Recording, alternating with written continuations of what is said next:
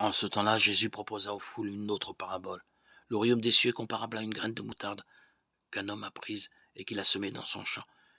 C'est la plus petite de toutes les semences, mais quand elle a poussé, elle dépasse les autres plantes potagères et devient un arbre, si bien que les oiseaux du ciel viennent et font leur nid dans ses branches. Il leur dit une autre parabole. Le royaume des cieux est comparable au levain qu'une femme a pris et qu'elle a enfui dans 3 mesures de farine, jusqu'à ce que toute la pâte est levée. Tout cela, Jésus le dit aux foules en parabole. Et il ne leur disait rien sans parabole, accomplissant ainsi la parole du prophète. J'ouvrirai la bouche pour des paraboles, je publierai ce qui fut caché depuis la fondation du monde. Évangile de Jésus-Christ selon saint Matthieu 13, 31-35.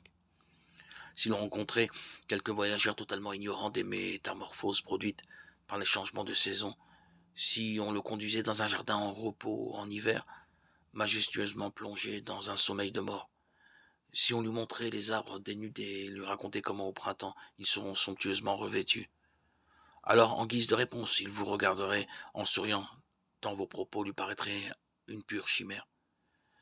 De la même façon, la résurrection des morts paraît invraisemblable aux sages qui sont égarés dans l'obscurité de leur sagesse terrestre et qui ne reconnaissent pas la toute-puissance de Dieu.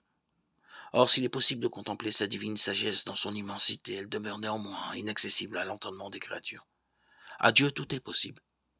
Pour lui, il n'y a point de miracle. Faiblesse de la pensée humaine.